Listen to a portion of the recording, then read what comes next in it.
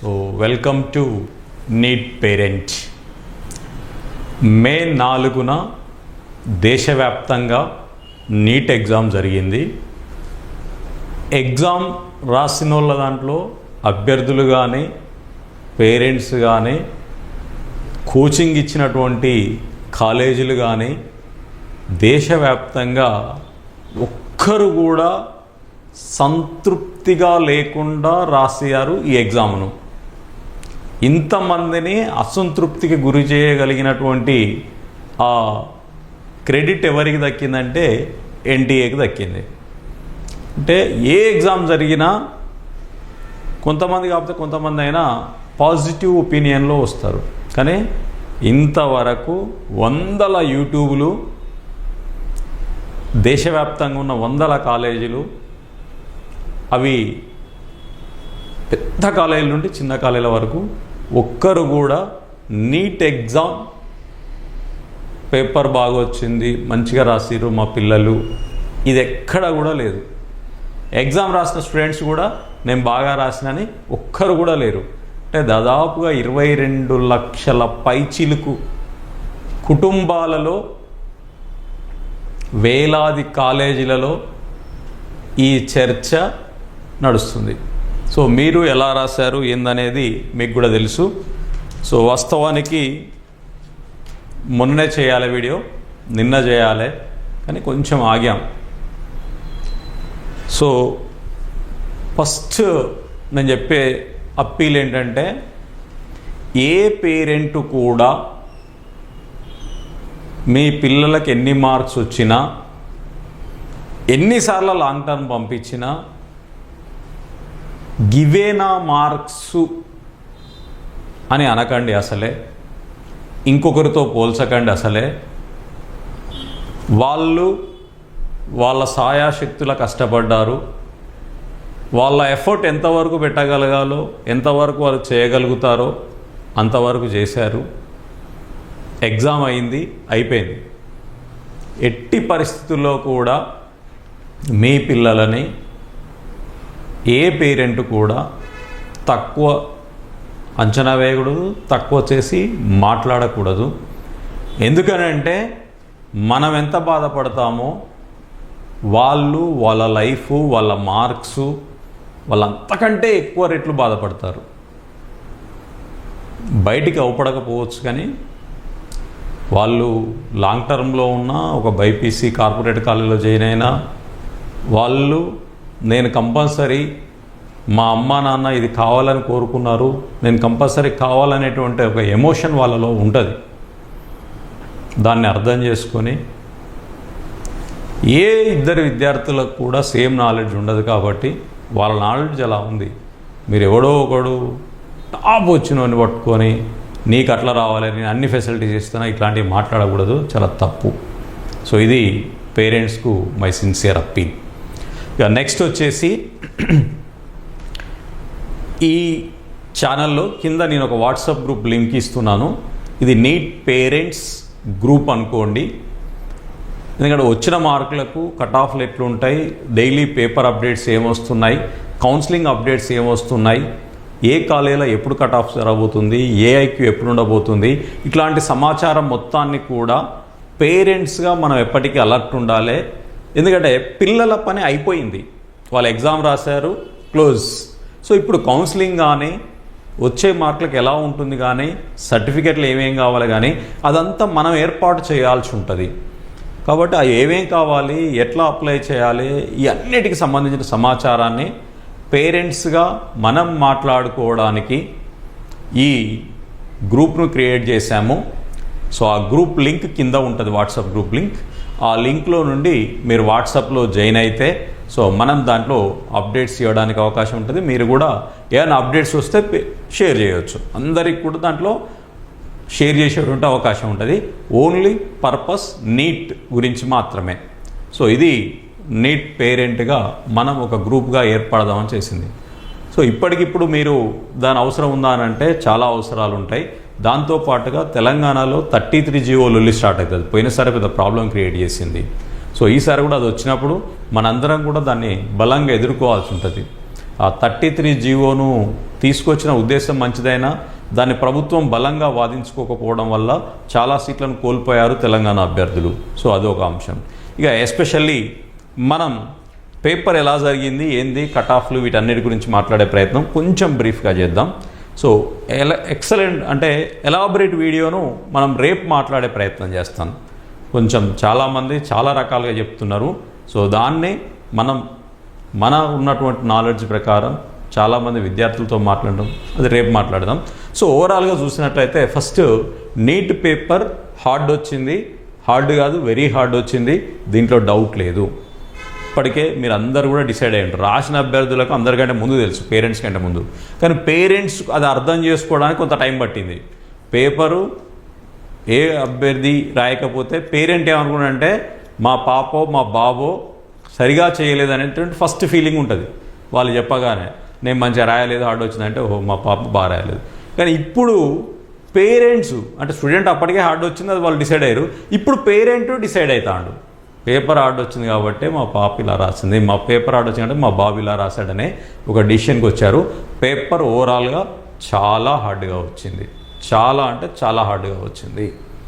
So దాంట్లో especially ఒక question పేపర్కు ఉండాల్సినటువంటి లక్షణాలు లేకుండా ఇచ్చారు.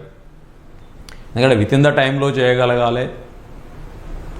అన్ని రకాల విద్యార్థులు కూడా పేపర్ను ఎంతో కొంత అటెంప్ట్ చేయగలగాలి. అవన్నీ వదిలిపెట్టి నీట్ పేపర్ ఇచ్చారు. దాంతో చాలా వరకు ఇబ్బందులు జరిగాయి. విద్యార్థులు వాళ్ళ సామర్థ్యాన్ని కాకుండా ఇచ్చారు. అది సిలబస్లోకి వెళ్ళి ఇచ్చారా ఇవ్వలేదా ఇది పక్కకు పెడితే, మనం ఏ కోర్సుకి ఎగ్జామ్ పెడుతున్నామో, ఏ సిలబస్ను మనం ఇస్తామన్నాం, వాళ్ళ సామర్థ్యం ఎంత ఉంటుందో అనేదాన్ని కాకుండా ఓవర్గా ఇవ్వడం జరిగింది. దాంతో చాలామంది విద్యార్థులు జరిగింది. అంటే నీట్ గురించి ఇది. సో ఇక వచ్చిన పేపర్ కటింగ్లు కొంచెం అవి ఇవి మీకు చూపిస్తాను. ఘాటుగా నీట్ బెంబేలెత్తిచ్చినటువంటి ఫిజిక్స్ పేపర్ అని. సో దీంట్లో కట్ ఆఫ్ గురించి కూడా కొంచెం మాట్లాడారు. జూన్ 14న ఫలితాలు అన్నారు, ఈ నెలాఖరులోగా రిజల్ట్ అన్నారు. ఈ నెలాఖరులోగా క్యూ వస్తుంది అని అన్నారు. 95% హాజరయ్యారు. సో ఫస్ట్ ప్రిలిమినరీ క్యూ వస్తుంది, అది మంత్ ఎండింగ్లో రావచ్చు. మంత్ ఎండింగ్లో ప్రిలిమినరీ క్యూ వస్తుంది. తర్వాత మ్యాక్సిమం ఫస్ట్ వీకులనే రిజల్ట్ వస్తే అవకాశాలు ఎక్కువ ఉంటాయి. పోయినసారి కూడా జూన్ ఫస్ట్ వీకులనే రిజల్ట్ ఇచ్చారు. సో ఈసారి కూడా అదే జరగవచ్చు. ఇక ఇక్కడ ఒక ప్రిడిక్షన్ ఏంటంటే, ఇది ఫస్ట్ ప్రిడిక్షన్, 450 మార్కులు వస్తే సీట్ వచ్చే అవకాశం ఉంటుంది జనరల్ కేటగిరీ తెలంగాణలో అని. తెలంగాణలో 450 అని, ఏపీలో 500 వరకు సీట్ వస్తుంది కావచ్చు అని.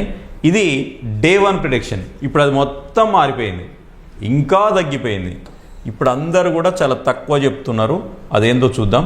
సో ఇక మొత్తంగా ఏఐక్యూ ఆల్ ఇండియా లెవెల్లో మనకు 779 కాలేజీలు ఉన్నాయి.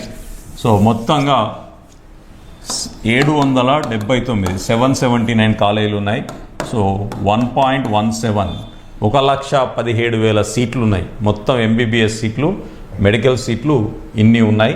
ఇప్పటి వరకు రాసిన వాళ్ళు ఏందని తెలియదు కానీ 22,70,000 మంది నీట్కు అప్లై చేశారు. దీంట్లో 95% చేశారు.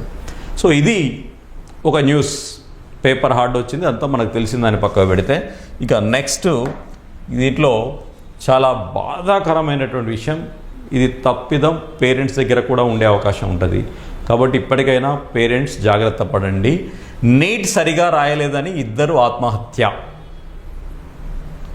వీళ్ళిద్దరు పూజ, మనోజ్, జగిత్యాల ఆదిలాబాద్ జిల్లాలో ఘటన. ఏ ఇంట్లోనైనా ఒక విషయాన్ని గుర్తుపెట్టుకోండి, మనకు మన పిల్లలే సర్వస్వం.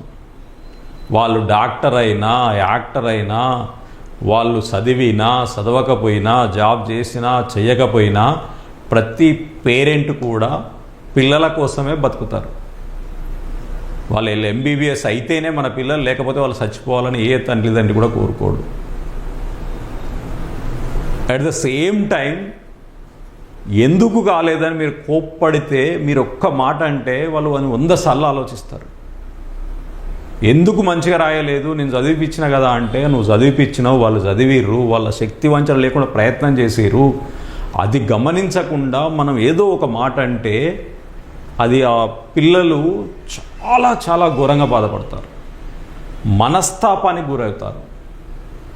ఆ మనస్తాపమే ఇద్దరు విద్యార్థులు ఆత్మహత్య, సూసైడ్. పేరెంట్స్ చాలా జాగ్రత్త పడండి. కట్ ఆఫ్లు ఘోరంగా తగ్గిపోతున్నాయి. అంటే జనాలంతా ఎట్లా అయ్యారంటే లాస్ట్ ఇయర్ మార్కులతో కంపేర్ చేసుకుంటున్నాం. ఎప్పుడు కూడా ఒక కాంపిటేటివ్ ఎగ్జామ్లో ఒక ఎగ్జామ్కి ఇంకో ఎగ్జామ్కు సేమ్ కట్ ఆఫ్ ఉండదు. ఒక ఎగ్జామ్లో ఇన్ని మార్కులు వస్తే నెక్స్ట్ ఇయర్కి వచ్చేసరికి కంపల్సరీ పెరగాలని ఉండదు. ఆ ఇయర్ జరిగినటువంటి ఎగ్జామ్ ప్యాటర్న్, ఎగ్జామ్ పేపర్ ఇచ్చినటువంటి విధానం బట్టి ఆ ఇయర్ కట్ ఆఫ్ ఉంటుంది. ఈ ఇయర్ వచ్చిన తర్వాత ఈ ఇయర్ వచ్చిన ప్యాటర్న్ బట్టి కట్ ఆఫ్ ఉంటుంది. ఈ ఇయర్ ఎగ్జామ్ పేపర్లో చాలా డిసడ్వాంటేజెస్ ఉన్నాయి. టైం తగ్గింది, ఆప్షన్స్ చాయిస్ క్వశ్చన్స్ లేవు, పేపర్ బాగా హార్డ్ వచ్చింది. మోడరేటో ఈజీ అట్లా కాదు, టూ హార్డ్ వచ్చింది. హార్డ్ కూడా కాదు, టూ హార్డ్ వచ్చేసింది. ప్రాబ్లమ్స్ వచ్చినాయి ఫిజిక్స్లో మొత్తం. ఏదో 5, 10, 15, 20 అంటే వేరు, 40 దాకా ప్రాబ్లమ్సే అడిగారు. దీన్నంతా కూడా అర్థం చేసుకోకుండా మనం పిల్లల్ని జాగ్రత్తగా చూసుకునే ప్రయత్నం చేయండి. ఇంకొక వారం 10 రోజుల దాకా కూడా వాళ్ళని మీరు కనిపెడుతూ ఉండండి, మోటివేట్ చేస్తూ ఉండండి. 300 మార్కులు వచ్చిన వాళ్ళు కూడా కొన్ని ప్రిడిక్షన్స్ ప్రకారం నిరుత్సాహపడాల్సిన అవసరం లేదు. ఏం జరుగుద్దో ఎవ్వరికీ తెలియదు. ఎక్కడ వరకు కట్ అయింది అనేది 100% ఎవరికి తెలియదు. కానీ పేపర్ మీకెట్లుందో మీ ఫ్రెండ్కి అట్లే ఉంటుంది, మీ ఇంకో ఫ్రెండ్కి అట్లే ఉంటుంది. 720లు 20 మందికి 15 మందికి 10 మందికి వస్తా అన్నది ఇక్కడ 700 ఉండకపోవచ్చు. ఈ సంవత్సరం 650లో 680లో ఇట్లా ఉండే అవకాశం ఉందంటున్నారు. అంటే ఎంత ఘోరంగా పడిపోతున్నాయో చూడండి మార్కులు. 700 దాటితే ఎయిమ్స్లో సీట్ రానటువంటి పరిస్థితులకు వెళ్ళి 650 కూడా సీట్ వస్తుందేమో అనే కాడికి వచ్చింది. అంటే ఆ లెవెల్ ఆఫ్ పేపర్ బాగా హార్డ్ ఉంది. కాబట్టి మీరు ఎట్టి పరిస్థితుల్లో మీ మార్కులు ఎన్ని వచ్చినా అవి మీకు సీట్ రావని పోయిన సంవత్సరము అటుపోయిన సంవత్సరంలో కట్ ఆఫ్లను చూసి డిసైడ్ అవ్వడం అనేది తప్పు. మానసికంగా మీరు ఇబ్బంది పడడం తప్పు. అసలు మీ ఎఫర్ట్ పెట్టేశారు విద్యార్థులుగా. మీ లెవెల్లో మీరు ఎంత చదవగలుగుతారో చదివారు, ఎంత రాయగలుగుతారో రాశారు. మీ పని అక్కడ వరకే. ఎన్ని మార్కులు వస్తాయో, మనం ఎంత ఎఫర్ట్ పెట్టామనేది రిజల్ట్ వచ్చినప్పుడు తెలుస్తుంది. ఎంబీబీఎస్ చదివితేనే మనం బాగుపడతామా, ఎంబీబీఎస్ చేస్తేనే మన లైఫ్ ఉన్నట్టు అంటే పొరపాటు. ఒక ఆశ, ఒక కళ ఉండొచ్చు. మనం కన్న ప్రతి కళ నిజం కాదు కదా. మనం ఆశపడ్డ ప్రతి ఒక్కటి మనకు దొరకాలని లేదు కదా. మనకొకటి మిస్ అయ్యింది అని అంటే దీనికంటే అద్భుతమైనది ఇంకోటి మనం సాధించబోతున్నాం అన్నట్టు. మీకు ఎంబీబీఎస్ మిస్ అయితే దానికంటే అద్భుతమైనది మీకు ఏదో లైఫ్లో రాసిపెట్టి ఉంటుంది. దానికంటే అద్భుతమైన లైఫ్ మీకు ఉండే అవకాశం ఉంటుంది. దాన్నంతా వదిలిపెట్టి ఒక్క ఎంబీబీఎస్ లేకపోతే నాకేం లేదని అనుకొని ఈ విధంగా సూసైడ్ చేసుకోవడం అనేది అత్యంత బాధాకరమైనది. అంటే మీ పేరెంట్స్ని మానసికంగా చంపేస్తున్నట్టు మీరు సూసైడ్ చేసుకుంటే. మీరు వాళ్ళని ఆనందపరుస్తున్నట్టు కాదు. వాళ్ళు అసలు మనుషులుగా దొరకగలుగుతారా? వాళ్ళు ఎంత బాధపడతారు, ఎంత అసలు బతికి సచ్చిన శవాల్లా ఉంటారు మీ పేరెంట్స్ మీకు ఏమైనా అయితే. కాబట్టి విద్యార్థులు మీ పేరెంట్స్ మీద ఉన్నటువంటి ఏ కొంచెం అభిమానం ఉన్నా మీ పేరెంట్స్ని మీరు ఆనందపరచాలని అంటే ఇది మిస్ అయితే ఇంకోటి ఉంటుంది. మీరు ఎలాంటి ఉపద్రవాలకు, ఎలాంటి వేరే కార్యక్రమాలకు వెళ్ళొద్దు. పేరెంట్స్ ఎస్పెషల్లీ మీ పిల్లలతోటి జాగ్రత్తగా ఉండండి. మార్కులే ప్రామాణికం కాదు, ఎంబీబీఎస్ఏ ఇంపార్టెంట్ కాదు. ఆ విషయాన్ని గమనించండి. సో ఇది అత్యంత బాధాకరమైనటువంటి సంఘటన. సో జగిత్యాలలో జరిగింది. సో 2 సార్లు లాంగ్ టర్మ్ తీసుకున్నటువంటి పూజ అనే అమ్మాయి, నేను సరిగా రాయలేదు, అసలు సరిగా రాయలేదు, అసలు ఎన్ని మార్కులు వస్తాయి, సీట్ వస్తారో అది ఎట్లా తెలుస్తుంది, ఇంక ఇప్పుడే తెలియదు కదా. మొన్న 10th ఒకసారి చూసాం, ఇంటర్లో ఒక అబ్బాయిని చూసాం, ఫెయిల్ అవుతా కావచ్చు అని అనుకొని చనిపోయాడు. తీరా రిజల్ట్ వస్తే ఫస్ట్ క్లాస్ మార్క్స్ వచ్చాయి. 10th కూడా ఒక అబ్బాయి నేను ఫెయిల్ అవుతా కావచ్చు అని రిజల్ట్ ముందు రోజు సూసైడ్ చేసుకున్నాడు. రిజల్ట్ వచ్చేసరికి అద్భుతమైన మార్క్స్ వచ్చినాయి, ఫస్ట్ క్లాస్ మార్క్స్. కానీ ఆ మార్క్స్ చూసేటువంటి ఆ అబ్బాయే లేకపోయా. కాబట్టి ఇప్పుడున్న ఫలితాలు, ఇప్పుడున్న ప్రిడిక్షన్స్ ఏది నిజం కాదు. ఒక్కటే నిజం, మీ కష్టమే నిజం, మీరు చదివిందే నిజం. మీ కష్టానికి ఏది రాసి పెట్టుంటే అది వస్తుంది, దాన్ని నమ్ముకోండి. ఆల్రెడీ నమ్మారు, రాశారు, అయిపోయింది. ఫలితం ఏమొస్తుందో ఇంకా మనం చూడలే ఫలితం. సో మనందరం కూడా ఆ ఫలితం కోసం వెయిట్ చేస్తున్నాం. సో మీరు ఎట్టి పరిస్థితుల్లో కూడా నమ్మండి. సో లాస్ట్ ఇయర్ ఉన్నట్టుగా ఉండేటువంటి అవకాశం ఉండదు. సో లాస్ట్ ఇయర్ ఉన్న కట్ ఆఫ్లు వేరు, ఈ ఇయర్ ఉండే కట్ ఆఫ్లు వేరు, లాస్ట్ ఇయర్ వచ్చే మార్కులు వేరు, ఈ ఇయర్ వచ్చే మార్కులు వేరు. సో ప్రస్తుతానికి ఇక్కడ ఒక ప్రిడిక్షన్ ఏం రాశారు అని అంటే, ఈరోజు పేపర్లో రాశారు, తెలంగాణలో 400 మార్కులు వస్తే జనరల్ కేటగిరీలో సీట్ రావడానికి అవకాశం ఉంటుందని రాశారు. అంటే పేపర్ వాళ్ళు కూడా వివిధ కాలేజీలతో మాట్లాడి సీనియర్లతో డిస్కస్ చేసి రాస్తారు. ఏపీలో 470 మార్కులు వస్తే జనరల్ కేటగిరీలో సీట్ రావడానికి అవకాశం ఉంటుందని రాశారు. పోయినసారి 600 మార్క్స్ వస్తే ఏపీలో జనరల్ కేటగిరీ సీట్ రాలే, 600కి రాలేదు. సో ఇప్పుడు 470కి వచ్చింది, అంటే 130 మార్క్స్ తగ్గేది. పోయినసారి 500+ తెలంగాణలో కట్ ఆఫ్, ఇప్పుడు ఎంత అంటున్నారు, 400 అంటున్నారు. 100 మార్కులు తక్కువ ఉన్నాయి. ఎవరైనా మీకు 400 వచ్చినాయనంటే లాస్ట్ ఇయర్ 500 వచ్చినట్లు లెక్క. ఇప్పుడున్న ప్రిడిక్షన్ ప్రకారం లాస్ట్ ఇయర్ రావాలంటే మీకు వచ్చిన మార్కులు 140 మార్కులు కలుపుకోవాలట.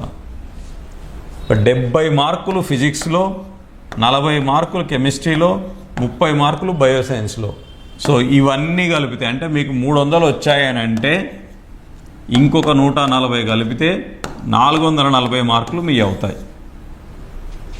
లాస్ట్ ఇయర్ అన్నీ ఇన్ని ఉండడానికి స్కోప్ ఉంటుంది అని. కానీ కట్ ఆఫ్ ఎట్లుంటుంది అని అంటే కట్ ఆఫ్ మళ్ళీ మారే అవకాశాలు ఉంటాయి. కాబట్టి మీరు కట్ ఆఫ్లు దాని గురించి మళ్ళొక వీడియో చేస్తాను. ప్రశాంతంగా ఉండండి.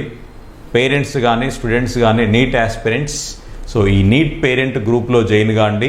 మనందరం కూడా అప్ టు నీట్ కౌన్సిలింగ్ వరకు కూడా మాట్లాడుకుందాం. ఏమైనా ఇంపార్టెంట్ ఉంటే దాంట్లో షేర్ చేసుకుందాం ఒకరికొరం. సో అందరం కూడా ఎగ్జామ్ కఠినంగా అయిపోయింది, బట్ అందరికీ కఠినమే కాబట్టి కట్ ఆఫ్ తగ్గుతుంది. సో మనందరం కూడా పిల్లల భవిష్యత్తును అద్భుతంగా తీర్చిదిద్దడానికి మనవంతు ప్రయత్నం చేద్దాం.